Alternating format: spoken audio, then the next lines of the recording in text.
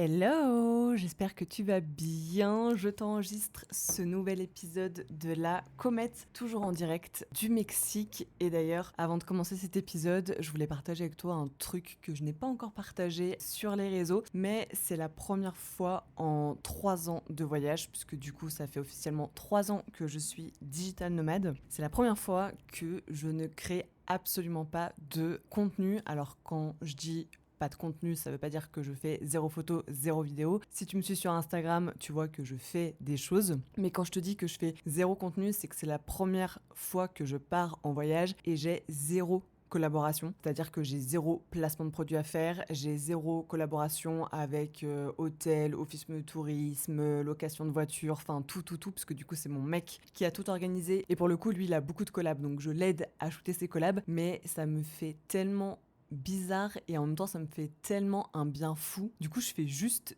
3 photos à l'iPhone par jour pour juste me créer des souvenirs pour moi et ça me fait grave du bien parce qu'en fait ça me permet de vraiment retrouver ma créativité et ça m'apprend beaucoup de choses et du coup je suis dans un état d'esprit hyper zen, hyper sereine, etc. Et voilà, du coup je me dis pourquoi pas te faire un épisode sur ce sujet là lié au fait un peu de ce que ça fait de devoir tout le temps créer des contenus pour les réseaux et des contenus entre guillemets anticipés ou en tout cas voilà, shooter tout le temps à l'appareil photo, tout le temps se trimballer tout son matos, etc. Et du coup à quel point ça me fait du bien là et surtout en quoi ça fait évoluer mon métier. Donc si jamais c'est un sujet qui t'intéresse, je te laisse me dire ça en commentaire et j'enregistrerai un épisode là-dessus. Après cette méga longue introduction de 2 minutes, si t'as cliqué sur cet épisode, c'est que je suppose que tu es toi aussi, comme beaucoup de personnes, à la recherche du bonheur. Et même si j'adore le développement personnel, comme tu le sais, j'adore tout ce qui tourne autour du mindset, j'adore aussi toujours trouver des raisons plus ou moins scientifiques, plus ou moins prouvées par la science, que en fait notre bonheur et notre développement personnel et notre joie de vivre et le fait qu'on atteigne nos objectifs, qu'on ait des rêves, etc., c'est aussi une question de chimie corporelle. Alors moi, j'ai clairement pas les noms techniques, scientifiques, justement dans ce podcast, j'essaie tout le temps de vulgariser et d'être un peu pédagogue entre guillemets dans ma manière d'aborder les choses, mais du coup si t'as déjà écouté d'autres épisodes, tu sais que c'est un sujet qui m'intéresse énormément et que bien sûr je suis la première à essayer de me développer personnellement, voilà, j'essaye tout un tas de choses, mais j'aime bien comprendre comment fonctionne notre corps. Comme tu le sais, voilà, j'ai fait un test d'intolérance et du coup ça m'a fait poser plein de questions sur le fonctionnement de mon corps et de mon organisme et surtout sur le fonctionnement du cerveau. Et en plus je suis avec un mec qui devait faire neurosciences, donc comment te dire qu'à la base tout ce qui se passe dans le cerveau c'est aussi un sujet qui le passionne, donc on en a beaucoup parlé ces derniers temps. J'ai pu mettre en place certaines choses justement et j'avais vraiment envie de te tourner cet épisode pour t'expliquer en fait comment j'ai hacké un peu mon cerveau pour être heureuse, c'est-à-dire comment j'ai compris certains mécanismes et certains fonctionnements qui font que j'ai mis en place certaines choses que je vais te révéler dans cet épisode-là et que du coup toi aussi tu peux facilement mettre en place. Très honnêtement, je pense que la plupart des choses, je dirais 80% de ce que je vais te dire dans cet épisode, c'est complètement gratuit, c'est des choses que tu peux vraiment mettre en place dans ton quotidien. Et ça aussi, c'est vraiment un but que j'ai, c'est d'essayer d'aider un max de gens sans que ça leur coûte un demi-bras à chaque fois dans chaque épisode. Donc voilà, je pense que tu t'en doutes, mais le cerveau est certainement l'organe le plus compliqué à comprendre. Voilà, on sait toujours pas pourquoi est-ce que des personnes ont Alzheimer, on sait toujours pas pourquoi des personnes développent des tumeurs au cerveau qui sont foudroyantes, on sait pas vraiment pourquoi est-ce qu'on n'utilise que 10% de notre cerveau. Voilà, on sait un peu comment fonctionne la mémoire, mais il reste tellement de choses à trouver, il faut vraiment faire des recherches dessus. Surtout maintenant avec l'avènement de l'intelligence artificielle qui prend énormément de place et dans quelques années, on va parler même de super intelligence artificielle et ça va être des intelligences artificielles qui vont être bien plus supérieures à nos cerveaux humains. Donc, je vais pas pouvoir tout t'exprimer dans un seul épisode de podcast, mais il y a un sujet où vraiment je trouve surtout qui est beaucoup lié au féminin, ce sont les hormones. Et du coup, ces dernières semaines, derniers mois, je me suis beaucoup intéressée à 4 hormones et c'est de ces 4 hormones-là dont je vais te parler dans cet épisode. Et ce que j'ai essayé de faire pour que ça soit le plus fluide possible et le plus compréhensible possible, en fait pour chaque hormone, je t'ai dit en fait comment est-ce qu'on les sécrète, comment est-ce qu'on les perturbe et comment est-ce qu'on peut les stimuler au quotidien. Je trouve que c'est quand même important de comprendre d'où vient une hormone et comment est-ce qu'on la sécrète, aussi de comprendre à quel moment on peut les bloquer et qu'est-ce que tu peux faire au quotidien pour les stimuler et du coup en avoir de plus en plus et donc du coup accéder de plus en plus au bonheur. Et c'est en ça où je te disais que tu vas voir, j'ai mis en place des habitudes qui au quotidien sont, on va dire, à 80% gratuites ou en tout cas sont très faciles à mettre en place dans ton quotidien. Alors déjà dans la partie 1, je voulais quand même te contextualiser pourquoi est-ce que je me suis intéressée à ce sujet-là. C'est parce qu'en fait, pendant très très très longtemps, alors déjà moi j'ai absolument pas fait de bac littéraire, donc tu vois, genre tout ce qui est littérature, philosophie, etc., ça a jamais vraiment été mon truc. Et dans mes souvenirs, on mettait toujours un peu la quête du bonheur au centre, par exemple, des sujets philosophiques. Tu sais, quand tu faisais ton bac français, là, t'avais 4 heures pour te mettre sur un sujet. D'ailleurs, j'ai toujours pris commentaire de texte parce que moi, les vrais sujets philosophiques, c'est vraiment pas mon truc. Et récemment, je me suis même posé la question parce qu'en fait, des fois, t'as des downs. Et d'ailleurs, beaucoup de gens me posent des questions là-dessus dans mes thèmes sur Instagram en me disant, mais toi, t'as jamais de down, etc., etc.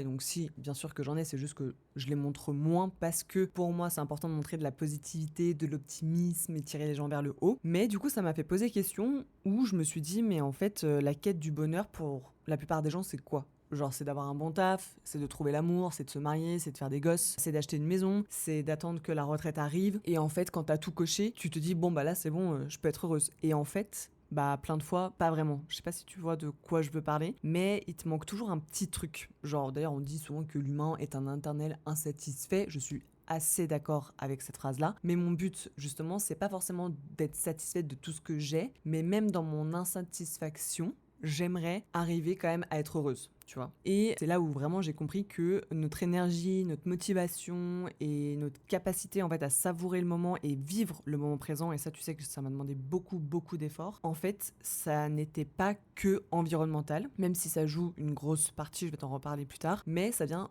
aussi beaucoup de nous et de comment on conditionne notre cerveau. Donc j'ai commencé à explorer un peu cette idée de est-ce que finalement il n'y aurait pas des connexions un peu chimiques qui se feraient pour nous permettre de, en tout cas, avoir une sensation de bonheur meilleure que d'habitude. Et du coup j'ai commencé un peu à faire des recherches. D'ailleurs tout ce que je vais te dire dans cet épisode là c'est lié à des études, etc. Alors moi je trouve ça boring de te citer chaque étude, chaque machin, donc au pire t'iras voir par toi-même, mais j'ai commencé à regarder pas mal d'études, à me renseigner, etc. et j'ai pioché ce qui selon moi est le plus intéressant pour moi. Mais du coup, encore une fois, c'est pour moi. Il y a plein d'autres aspects que tu peux aller chercher par toi-même et je t'invite à le faire. C'est pour éviter que l'épisode soit trop long, trop boring et que t'aies pas l'impression de faire un cours de SVT avec moi, tu vois le genre. Donc, je vais commencer avec l'hormone numéro 1 et je t'en ai déjà parlé plein de fois dans d'autres épisodes. C'est l'hormone de la motivation incarnée, aka la dopamine. Donc vraiment la dopamine pour moi c'est je crois l'hormone la plus importante parce qu'en fait c'est l'hormone de la récompense avant tout. Et en fait, elle crée une espèce d'élan, de motivation ou d'excitation, tu vois. D'ailleurs, ça me fait penser à un post Instagram que j'ai fait la semaine dernière où vous avez été énormément à réagir dessus sur une des slides où justement j'explique que pour moi, l'anticipation, en fait, c'est une forme de plaisir. J'ai l'impression que dans la tête de beaucoup de gens, anticiper les choses, c'est genre stressant, c'est chiant, ça casse la magie du moment. Alors que moi, anticiper, ça me crée du plaisir et ça me crée même de l'excitation. Notamment, là, je parlais du fait d'organiser des voyages en anticipant un max de choses. Pour moi, je suis autant excitée de booker mes billets d'avion que de prendre l'avion, tu vois. Cette hormone-là, en tout cas pour moi, je sais que c'est celle qui me parle le plus. Donc, quand est-ce qu'on sécrète de la dopamine ? Donc, on en sécrète quand on ressent du plaisir, notamment quand on fait des activités agréables, comme par exemple manger, avoir des relations sexuelles, écouter de la musique qu'on aime, ce genre de choses. La deuxième chose, c'est qu'on sécrète de la dopamine, justement, c'est ce que je te disais, en anticipant, on va dire, une récompense ou un événement positif. Par exemple, typiquement, quand tu likes sur Instagram, c'est ce genre de dopamine. Ensuite, pendant qu'on apprend aussi, ça sécrète beaucoup de dopamine, et je crois que c'est pour ça que j'adore apprendre, parce que ça permet en fait de mettre en place des actions et donc du coup on voit les conséquences positives, donc c'est encore une fois une forme de récompense. Après on sécrète de la dopamine bien sûr en ayant des interactions sociales positives, je mets l'accent sur le mot positif, et aussi quand on reçoit des compliments forcément ça fait toujours plaisir, et également pendant certaines activités physiques. Grosso modo c'est à peu près tout. Après t'as plein de petites subtilités, mais je voulais vraiment te dégrossir la chose. Ensuite, qu'est-ce qui va perturber la dopamine ? Parce qu'en vrai c'est toujours bien de savoir qu'est-ce qui fait qu'on sécrète une hormone, mais en fait si tu sais pas qu'est-ce qui va la bloquer, finalement tu vas avoir du mal à mettre en place des actions. Donc ce qui va perturber la dopamine, ça va être des substances psychoactives, donc comme par exemple l'alcool, la nicotine, les drogues. Ça, pareil, j'ai déjà fait un épisode là-dessus où je t'invite très fortement à ne pas boire d'alcool, à ne pas fumer et surtout à ne pas prendre de drogue. Ensuite, le stress chronique, en fait, ça va modifier la régulation de la dopamine. dans certaines régions du cerveau, donc c'est vraiment pas bon. Of course, un manque de sommeil et certains médicaments aussi, par exemple comme des antipsychotiques, où en fait ça bloque le récepteur de la dopamine, et bien sûr aussi une alimentation déséquilibrée. Donc tu vas voir que globalement, ce qui perturbe les hormones, c'est plus ou moins toujours la même chose. Voilà, petit spoiler alerte, mais à chaque fois j'ai quand même émis certaines nuances et peut-être des mots aussi que tu ne connaîtrais pas, et du coup peut-être que tu apprendras des choses. Alors du coup, j'avais envie de partager vraiment mon expérience à moi pour chaque hormone et ce que moi j'ai mis en place dans mon quotidien. Donc j'espère que ça va pouvoir te parler. Donc comment moi je stimule ma dopamine au quotidien. Déjà, je vais pratiquer une activité physique régulière. C'est-à-dire que tous les jours, je fais entre 30 minutes et 1 heure de cardio. Ça dépend ensuite ma séance de renfo que je prévois de faire. Mais voilà, pratiquement tous les jours, c'est entre 30 minutes et 1 heure. Voilà, je fais du vélo, je fais du tapis, quelque chose. Et en fait, au bout de 20 minutes, tu as tes neurotransmetteurs qui vont se connecter et ça va sécréter justement de la dopamine. Ensuite, bon ça j'avoue, j'ai beaucoup de chance, mais je m'expose souvent à la lumière naturelle. D'ailleurs, on dit souvent aux gens que ça te permet d'avoir de la vitamine D, etc. Mais ça permet aussi du coup de sécréter de la dopamine. Et c'est vrai que moi, je vois bien que dès que je ne suis pas au soleil, je suis quand même beaucoup moins motivée à faire les choses. Je préfère rester sous ma couette et regarder Netflix, quoi. Donc vraiment, voilà, j'essaye de passer un max de temps à la lumière naturelle et si possible dès le matin, parce qu'en fait c'est vraiment le matin où tu es censé avoir le plus de motivation pour faire plein de choses, et du coup si dès le matin tu peux prendre juste un rayon de soleil, bah c'est déjà très bien. Typiquement moi quand je me lève le matin et que je suis à Bali, le fait d'être sur mon scooter pour aller à ma salle de sport et qu'il fait déjà beau, bah en fait ça me permet déjà de sécréter de la dopamine. Donc ensuite, pour stimuler ma dopamine, une chose que je ne connaissais absolument pas avant, mais en fait j'ai adapté un petit peu mon alimentation, surtout depuis que j'ai fait mon test d'intolérance, et du coup en fait j'ai une alimentation qui est plus riche en tyrosine. Donc en fait c'est un acide aminé et t'en trouves dans les produits d'origine animale, donc les viandes, donc bœuf, poulet, dinde, les poissons, donc saumon, thon, les produits laitiers, donc moi je peux pas en prendre, donc fromage, yaourt, lait, et les œufs je peux pas en prendre non plus, mais du coup je mange beaucoup plus de poulet et de saumon. Alors saumon, voilà, je mets un petit warning, faut pas trop manger non plus parce que du coup il y a des métaux lourds dedans. Et t'en trouves aussi pour les végés, du coup dans les produits d'origine végétale, donc les légumineuses, lentilles, pois chiches, haricots, dans les noix et les graines comme les amandes, les graines de citrouille, graines de sésame. Dans le soja et dans les produits dérivés genre tofu ou tempeh, genre à Bali on a grave de tempeh, je trouve ça trop bon. Dans l'avoine, donc moi pareil je peux pas en consommer, mais si toi t'es pas intolérante, c'est riche en tyrosine. Et dans les bananes, et moi j'adore les bananes, et si tu ne le sais pas, mon mec est allergique aux bananes, donc du coup j'essaye de pas trop en acheter, mais voilà. Et sinon alors moi je sais pas, je le fais pas, mais si jamais pour X ou Y raison tu peux pas enrichir ton alimentation de tous ces aliments là, ça existe aussi sous forme de compléments alimentaires. Ensuite, une autre chose que j'ai mis en place très récemment, j'avais fait une story là-dessus et d'ailleurs j'ai vu que ça avait intéressé beaucoup de gens. En fait, j'ai mis en place de la méditation. Et alors de base, vraiment, je détestais ça. Enfin, vraiment, je me suis toujours dit, je vais jamais y arriver. Franchement, c'est boring, ça va me faire perdre du temps, etc.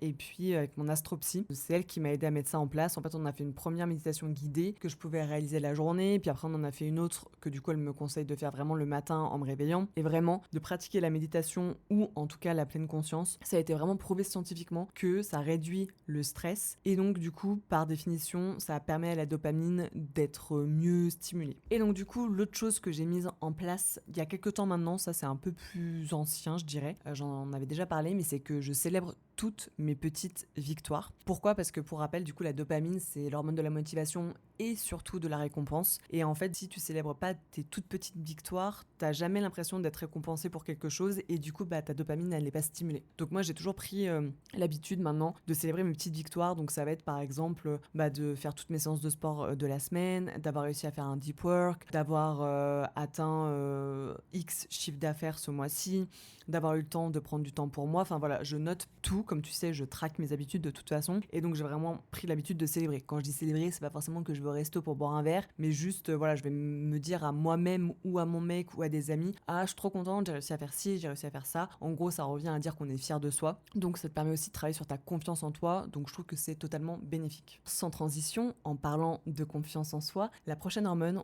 on va parler de sérotonine. Et en fait, la sérotonine, c'est l'hormone qui va te permettre d'avoir un équilibre émotionnel. Et donc, du coup, c'est vraiment l'hormone qui te procure cette sensation d'apaisement, de sérénité et donc aussi de confiance en toi. Et celle-ci, pourquoi je la mets après la dopamine, si tu n'as pas écouté mon épisode sur l'impulsivité, je t'invite fortement à aller l'écouter, puisque de base, je suis une grande impulsive et en fait, le fait de m'intéresser à cette hormone m'a permis justement de ne pas vriller émotionnellement en fait au moindre truc. Et autant dans l'angoisse que la tristesse, que la colère ou que sais-je, globalement, ça m'a permis d'être un peu plus stoïque dans ma manière d'être. Et ça permet vraiment, vraiment de gagner après de l'estime de soi et aussi d'avoir une forme de reconnaissance sociale. Alors, quand est-ce qu'on sécrète de la sérotonine? Ça va te paraître un petit peu redondant pour certaines choses par rapport à la dopamine, mais on sécrète de la sérotonine en s'exposant au soleil et si possible à la lumière du matin. Donc je vais pas te réexpliquer, je pense que tu as compris. Ensuite, même chose, on sécrète de la sérotonine quand on fait une activité sportive. Alors la sérotonine, il n'y a pas besoin de faire un énorme effort intense. Une activité régulière, douce à modérée, c'est déjà très bien. Ensuite, on sécrète de la sérotonine quand on consomme des aliments riches en tryptophane. C'est des aliments qu'on trouve à peu près dans les mêmes choses que ce que je t'ai dit avant, à part que tu peux rajouter le riz brun et également le chocolat noir. Ensuite, on sécrète de la sérotonine quand on a des interactions sociales positives. Je remets l'accent sur le mot positif. Et en dernier point, je t'ai noté qu'on sécrète de la sérotonine en pratiquant des techniques de relaxation. Et donc, tu as la méditation, mais tu as aussi la respiration profonde. A contrario, les 5 choses qui vraiment perturbent la sérotonine, déjà, il y a le stress chronique. Donc, quand j'utilise le mot stress chronique, ça veut dire que c'est un stress qui est constamment présent, un peu en dilettante, tu vois, mais il est jamais très loin, tu sais qu'il va taper à ta porte. Ça empêche la sérotonine de faire son job. Ensuite, la lumière, enfin plutôt le manque de lumière naturelle. Donc ça, je sais que pour pas mal de gens qui restent en Europe, en hiver, c'est très très très compliqué. Mais du coup, c'est pour ça qu'il peut y avoir quelques solutions à ça. Aussi, je l'ai mis ici parce que l'autre fois, j'ai été choquée de voir le nombre de personnes, et surtout en France, qui prennent des antidépresseurs. Et en fait, ces médicaments bloquent la sérotonine, donc ça te bloque, entre guillemets, finalement, à accéder au bonheur. Il faut savoir aussi, donc ça on n'y peut pas grand chose, mais que les déséquilibres hormonaux, ça bloque en fait la sérotonine, donc notamment pendant les SPM ou la ménopause. Et enfin, les troubles intestinaux, ça perturbe la sérotonine parce qu'en fait, si tu ne le sais pas, d'ailleurs j'aurais pu commencer par ça, mais une grande partie de la sérotonine, en fait, elle est produite dans l'intestin. Donc typiquement, moi qui avais des problèmes de ventre, comme tu le sais, j'avais du mal en fait à sécréter la sérotonine. Donc comment je stimule ma sérotonine au quotidien? Tu vas voir, et c'est ça que je trouve génial, c'est que finalement, pour une action, tu vas pouvoir stimuler plusieurs hormones du bonheur. Donc, comme pour la dopamine, déjà je m'expose à la lumière naturelle tous les matins. Comme pour la dopamine, je fais une activité physique régulière. Et du coup, là, la petite nuance, c'est que j'ai également changé un peu mon alimentation pour avoir donc plus de tryptophane. Donc, moi, je peux pas manger d'œufs, mais si tu peux manger des œufs, c'est top pour la sérotonine. Mais du coup, t'as la dinde, le poulet, le saumon, les noix, les bananes et l'ananas. Donc, moi, j'adore l'ananas. Donc, si jamais t'adores ça aussi, je t'invite fortement à en manger plus. Une autre chose aussi que du coup, j'ai intégré dans mon quotidien. Alors, quand je dis quotidien, c'est pas tous les jours, hein, mais en fait, je fais de plus en plus de massage. Donc là, j'ai de la chance encore une fois parce qu'à Bali, les massages sont relativement accessibles au niveau des prix. Mais du coup, avant, en fait, j'avais comme objectif en 2024 de faire un massage par mois. Et du coup, là, en 2025, j'essaye de faire un massage par semaine. Bon, du coup, c'est plus difficile à atteindre comme objectif. Mais en fait, les massages, au-delà du fait que ça fasse du bien à mon corps, que ça m'enlève de la flotte avec l'humidité qui est à Bali, etc., ça va tout simplement baisser mon taux de cortisol, mon stress. En tout cas, moi, ça fonctionne très bien sur moi parce que j'adore me faire masser. Et ça va avec l'autre chose, c'est que du coup, j'essaye de plus en plus de contrôler mon stress. Voilà, massage, contrôler son stress. J'essaye de jamais être en surstress ou en production. J'essaie toujours d'être calme, zen. Encore une fois, la gestion des émotions pour cette hormone-là, elle est méga, méga, méga importante. Ensuite, la troisième et avant-dernière hormone qui m'a beaucoup intéressée ces derniers temps, ce sont les endorphines. Et les endorphines, en fait, c'est des antidouleurs naturelles. Alors pourquoi est-ce qu'on dit que ce sont des antidouleurs naturelles? C'est qu'en fait, les endorphines, elles sont sécrétées en réponse à une douleur ou à un stress, justement, pour atténuer en fait cet impact négatif. Donc si t'es une personne qui est méga, méga, méga stressée, ça va être super important pour toi de stimuler à balle tes endorphines pour essayer de calmer en fait ce problème de stress chronique. Et à l'inverse, justement, quand tu as un fou rire ou ce genre de choses, là, c'est là où tu sécrètes le plus d'endorphines. Donc, quels sont les 5 moments où on sécrète le plus nos endorphines? forcément les activités sexuelles et notamment l'orgasme. Pendant du coup tout ce qui va être rire, moment de joie, fou rire, enfin vraiment il faut que tu fréquentes des gens qui te font rire ou qui te donnent le smile, enfin voilà, sourire de toute façon on l'a toujours dit, à partir du moment où tu souris, même juste ton corps sourit, tu vois, ta bouche sourit, ça fait passer un message à ton cerveau que du coup tu es heureuse et donc du coup ça te fait sécréter d'autres hormones du bonheur. Tu as certains aliments comme le chocolat, donc ça c'est vraiment quelque chose qui est pas un mythe, après je mets des petites guillemets, on parle de chocolat noir. En écoutant aussi de la musique, et oui, la musique très très très très important, donc moi quand je travaille, que ce soit en deep work ou pas en deep work d'ailleurs, je mets tout le temps de la musique.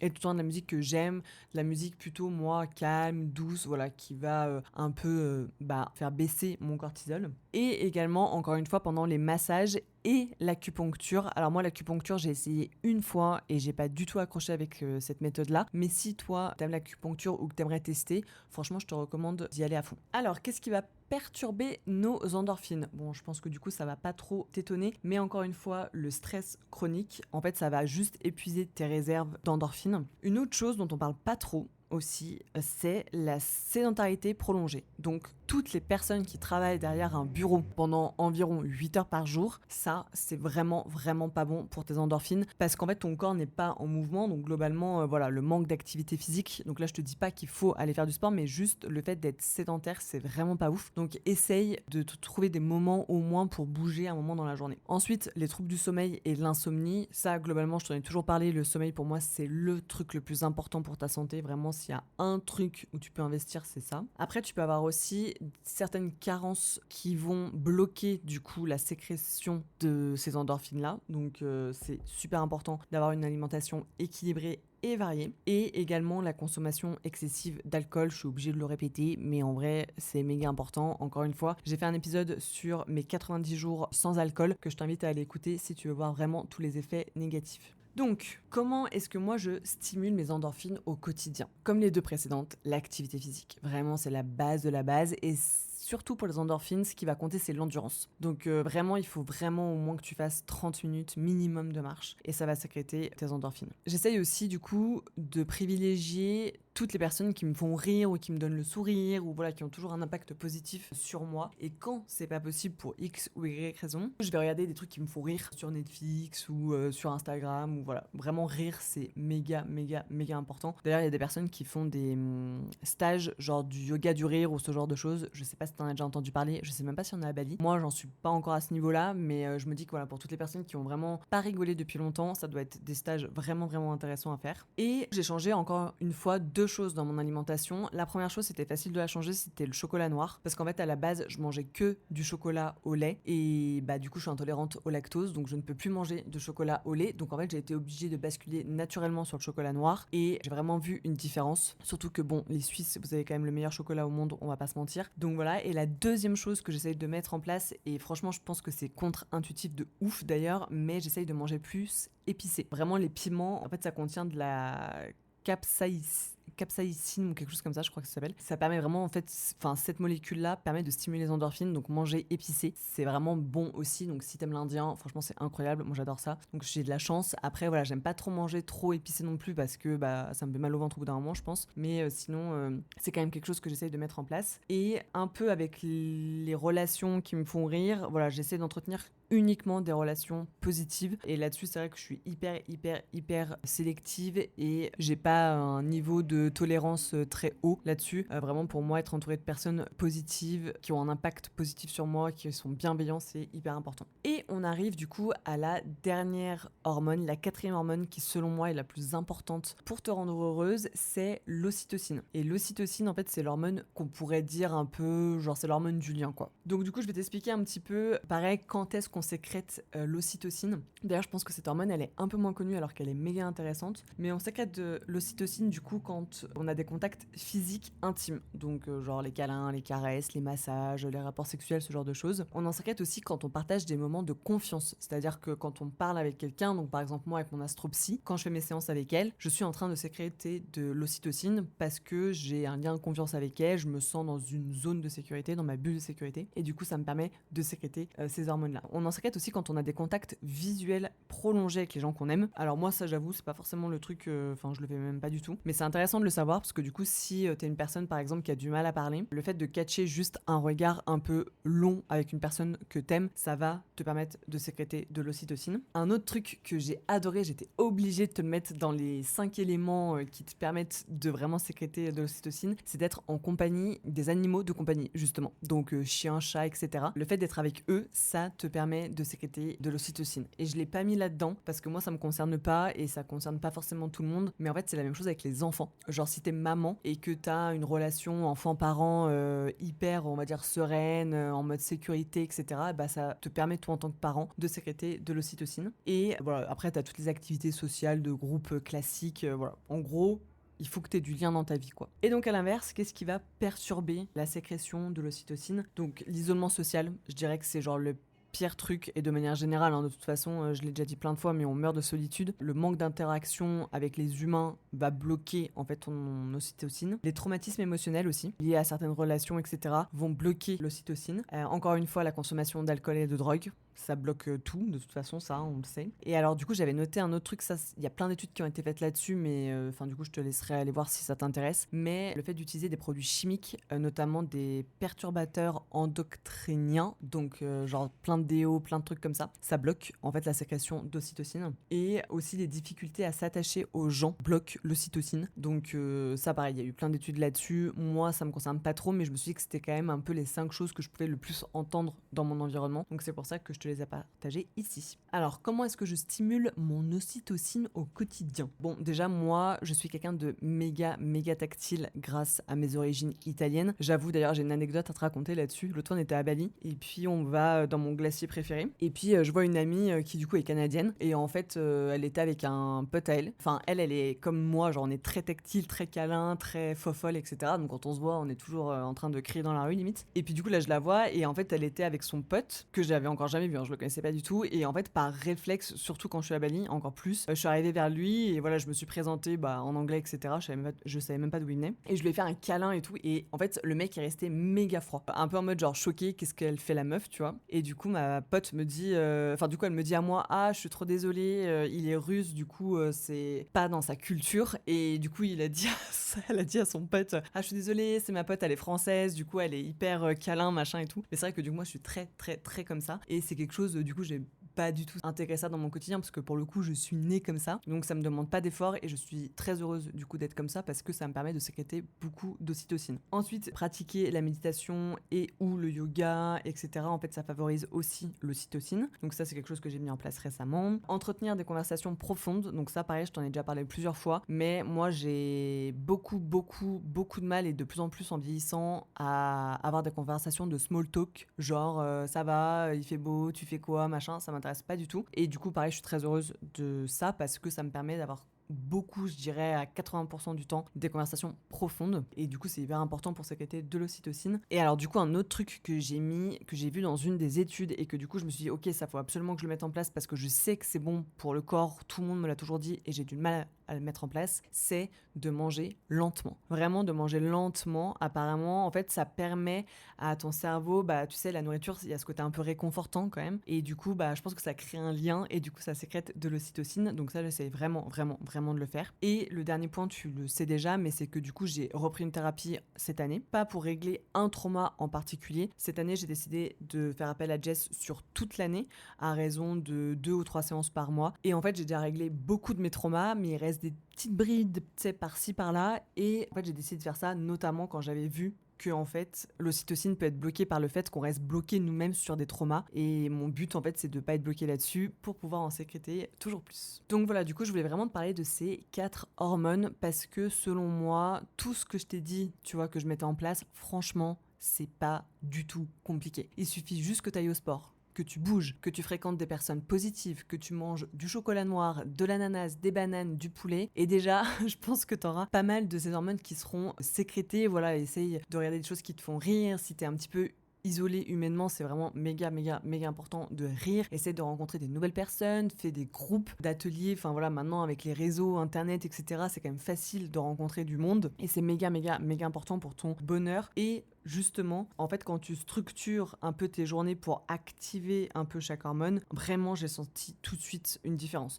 Déjà, je me lève beaucoup plus motivée, donc ça, c'est parce que je développe ma dopamine. Je gère mieux mes émotions, donc ça, c'est tout ce qui va être en lien avec la sérotonine. J'ai vraiment envie de rire et de créer, et c'est pour ça que pour moi, c'était en lien, en fait, l'introduction de cet épisode où je te disais que là, c'est pas que j'ai pas envie de créer de contenu, c'est juste que ça me fait trop du bien de me dire dans ma tête que je n'ai rien à créer par obligation entre guillemets, et en fait je retrouve grave ma créativité et c'est méga important, et je me sens entourée parce que j'ai de la chance d'être entourée, mais même maintenant je suis à la recherche de moments plus seule, et en fait même ces moments seuls je me sens jamais vraiment seule parce que même moi envers moi-même j'essaye d'avoir plus d'estime de moi, d'avoir plus confiance en moi, et du coup tout ça ça crée du lien, de la chaleur humaine en fait, et c'est lié du coup à l'ocytocine. Aujourd'hui je vais te donner une mini mission, à savoir qu'il faut que tu choisisses une chose par jour à mettre en place pour activer tes hormones. C'est-à-dire que par exemple le lundi tu choisis d'aller au sport, le mardi tu choisis de manger du chocolat noir, le mercredi tu choisis d'aller faire un câlin à un proche ou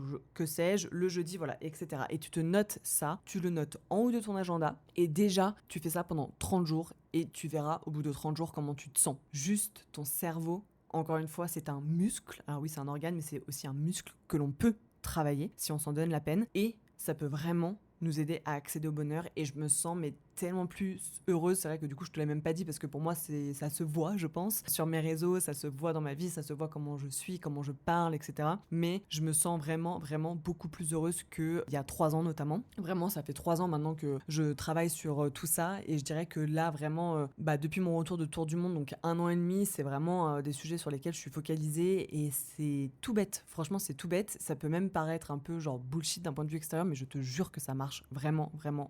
Donc voilà, si cet épisode t'a plu, n'hésite pas à le partager à une amie qui aurait besoin d'avoir un peu une dose de bonheur, ou qui serait un peu bloquée sur certaines choses de sa vie en ce moment et qui saurait pas comment changer ça. Parce que c'est ça en plus, c'est que quand on est heureux, après on a plus de volonté à vouloir changer d'autres choses et à mettre en place d'autres choses. Donc voilà, n'hésite pas à partager aux personnes que tu aimes, ça leur libérera un peu d'ocytocine aussi au passage. Et voilà, du coup j'ai trop hâte de te retrouver la semaine prochaine pour un nouvel épisode.